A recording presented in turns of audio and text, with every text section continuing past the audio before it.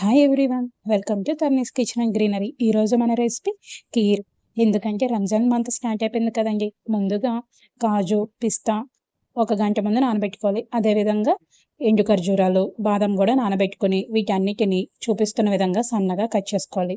రంజాన్కి ఎప్పుడు ఫ్రెండ్స్ దగ్గర నుంచే కాదండి, వాళ్ళకు కూడా ఇచ్చి సర్ప్రైజ్ చేయాలి కదా. ఫస్ట్ టైం ట్రై చేసే వాళ్ళైనా సరే చాలా ఈజీగా వచ్చేస్తుంది. ఒక్కసారి ట్రై చేసి మీ ఫ్రెండ్స్కి ఇవ్వండి, నిజంగా ఫిదా అయిపోతారు. ఇప్పుడు ఒక పాన్ తీసుకుని దానిలోకి 2 టేబుల్ స్పూన్ల నెయ్యి అనేది యాడ్ చేసుకుని ముందుగా కట్ చేసుకున్నటువంటి డ్రై ఫ్రూట్స్ అన్నిటినీ వేసి బాగా ఫ్రై చేసుకోవాలి. నాకు ఇవి ఫ్రై అవటానికి 10 మినిట్స్ పట్టిందండి. చూసారు కదా, నా ఓపికని నేనే మెచ్చుకున్నానండి ఇంత సన్నగా కట్ చేసినందుకు.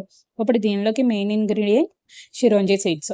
దీనివల్ల టేస్ట్ అనేది చాలా బాగుంటుంది. ఇలా ఫ్రై అయిపోయిన తర్వాత వీటన్నిటిని ఒక ప్లేట్లోకి తీసుకొని వేరే పాన్లోకి 2 టేబుల్ స్పూన్ల నెయ్యి అనేది వేసుకొని సేవియన్ అనేది యాడ్ చేసుకోవాలి. ఇలా ముక్కలు మరీ చిన్న చిన్న ముక్కలుగా కాకుండా ఇలా మీడియంగా కట్ చేసుకొని వేసుకొని వీటిని బాగా ఫ్రై చేసుకోవాలి.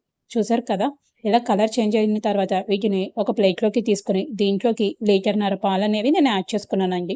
మీరు తీసుకున్న సేవియాన్ని బట్టి మీరు పాలు అనేవి యాడ్ చేసుకోండి.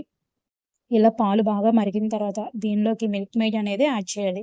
నేను చిన్న డబ్బా మొత్తం యాడ్ చేసేసానండి. ఇప్పుడు ముందుగా ఫ్రై చేసుకున్నటువంటి సేవియాన్ని కూడా వేసుకొని బాగా కలుపుకోవాలి. ఇప్పుడు దీనిలోకి 1/2 టేబుల్ స్పూన్ యాలకుల పొడి వేసుకొని ముందుగా ఫ్రై చేసుకున్నటువంటి డ్రై ఫ్రూట్స్ని ఇందులో వేసుకొని బాగా కలుపుకోవాలి.